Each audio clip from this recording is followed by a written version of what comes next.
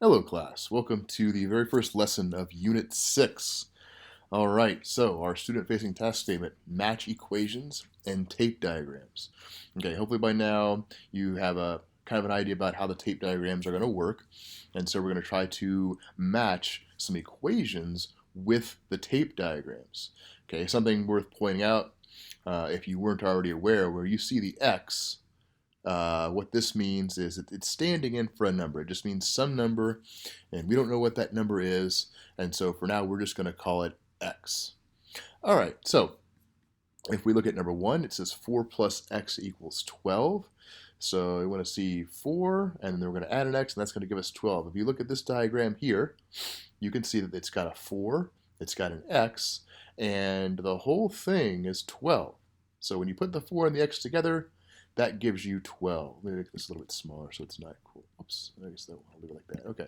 So 4 plus x equals 12. So this equation matches up with number 1. Now if you look at number 2, you can see that there's 1, 2, 3, 4 x's. And if you put them together, you get 12. But that's a little bit different. That's not taking the number 4 and adding an x to it. That is just taking 4 x's and getting 12. So number 1, you're going to put that it is the left tape diagram. All right. For number 2, 12 divided by 4 equals x. So you're talking about taking the 12 and splitting it up into parts, and then what you're going to get at the end is going to be x. All right. So if you look here, we take 12 and they've split it up, right? But they've split it up into one part that's 4 and one part that's x. So we haven't divided 12 by 4. We divide it by 4 and x together there. So that's not the same thing as this one. This one here takes 12, and we divided it into, you can see 4 parts here. 1, 2, 3, 4 parts.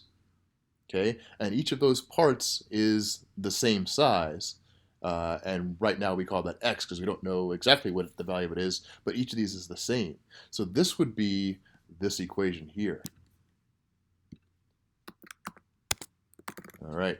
For number 3, 4 times x equals 12. Well, okay, if you look 4 times x, if you look here, this involves putting 4 and x together like we're adding them together. So this is not 4 times x, it's 4 and x being put together. Here, this is x, and there's 4 of them. So if you're adding x over and over again, x plus x plus x plus x, that's the same thing as multiplication, right? It's x times the number of x's, which in this case is 4. So number 3 would be for the right diagram. So I'm just going to use this text box for that. All right, for number 4, 12 equals 4 plus x. You take 12, and then you're going to put the 4 and the x together. Yes, that's the left one. That's kind of the idea of what I was getting at before. That's the left tape diagram. All right, so for number 5, 12, and then take away an x, and you get a 4. So again, if you look here, we take 12. If we take this x away, what's left? Well, if we take this x away, we're left with just a 4. Okay, so this would also be the left. For number 6, 12 equals 4 times x.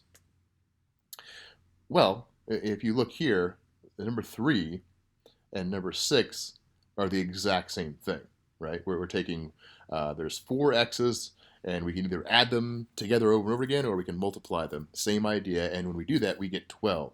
So 3 and 6, they mean the same thing. So this is going to be the right tape diagram.